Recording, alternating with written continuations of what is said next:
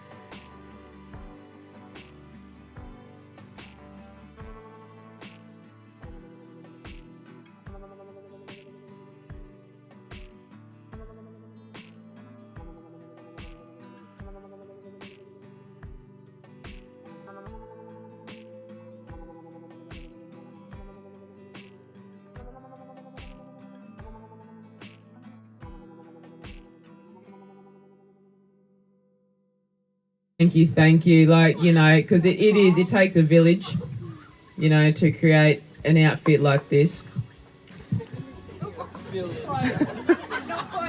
Not sure if that works. Not because in my head that sounded yeah. You felt where I was coming from, but it didn't deliver. And I'm tired. I'm knocked up. All right. No. Russell, are you not telling us something? No, but in all seriousness, thank you everybody. Thank you for always turning up and supporting each other. We've had a lot of individual trophies tonight, but in all honesty, like, it is these team trophies, it's these accomplishments that we do together and that we come out and do together that are the big ones. Well, for me anyway. Even though these might give me a fair bit of shit, they actually are. So thank you to sports again. You know, you guys do, like, you play well every year. Every team does every year. You know, occasionals one year, Wildcats the next year, or the year after that. I mean next year, next year. Yeah, that's a prediction. Wildcats occasionals next year. You've heard it here first, everybody. The biggest the biggest thank you at the moment, I do have to say, has to go to these girls here. Throughout the season, you guys are phenomenal. Like, honestly, phenomenal. Yeah, I don't even know what that means, Reggie, either. So, but they are. All right. So, and I could not. I wouldn't have half as much fun on the field if it wasn't for you guys, and that's the reason I believe that we do play so well, and I think that we, perform for each other, not just with each other. So thank you, and enjoy this because you earned it. All right? Okay, 2 years running. Let's make it 3. All right.